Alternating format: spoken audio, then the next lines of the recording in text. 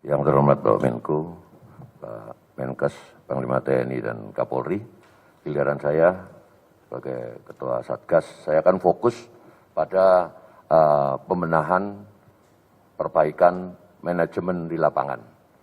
Yang saya maksud di sini adalah mulai dari hulu sampai dengan hilirnya.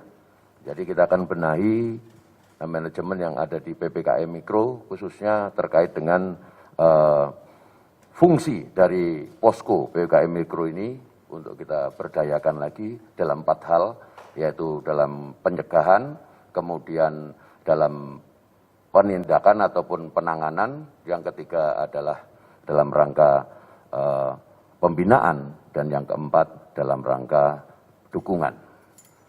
Belajar dari pengalaman Kudus dan 5 kabupaten di sekitarnya, ada kelemahan di tingkat ini.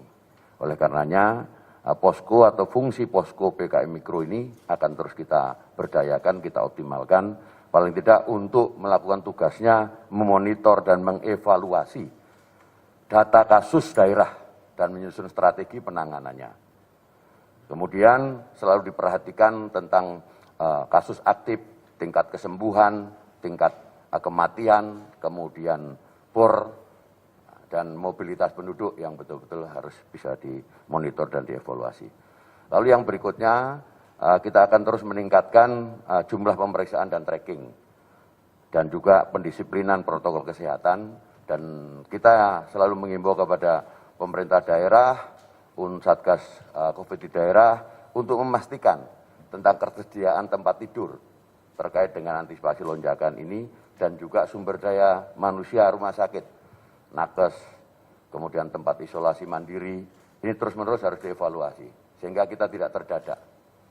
Kemudian yang berikutnya, yang keempat ini, kedisiplinan protokol kesehatan. Jadi saya selaku Kepala Satgas akan fokus di lapangan, di mana daerah yang bornya nanti akan meningkat dan memiliki spesifikasi khusus, kita akan intervensi, berkoordinasi dengan kementerian terkait, TNI, Polri, dan pemerintah daerah. Strateginya tadi sudah disampaikan oleh Panglima TNI. Yang pertama, kita akan melakukan pendampingan mulai tingkat mikro sampai dengan pemerintah daerahnya. Kemudian penebalan yang dimaksud adalah penambahan personil, baik itu untuk penegakan disiplin, tenaga kesehatan, maupun dukungan sarana prasarananya. Gitu.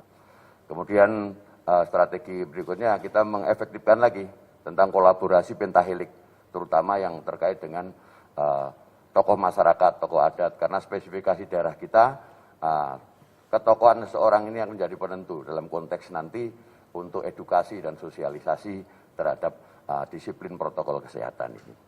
Yang berikutnya, tentunya dari Kemenkes, BNPB, dan kementerian terkait akan terus memberikan dukungan kepada pemerintah daerah dalam rangka menekan lonjakan COVID ini. Ini untuk strategi ke dalam. Kemudian yang di luar, kita akan tetap melakukan pembatasan terhadap pemeriksaan pekerja migran Indonesia dan juga orang asing yang masuk Indonesia. Kita akan tegas dalam protokol ini.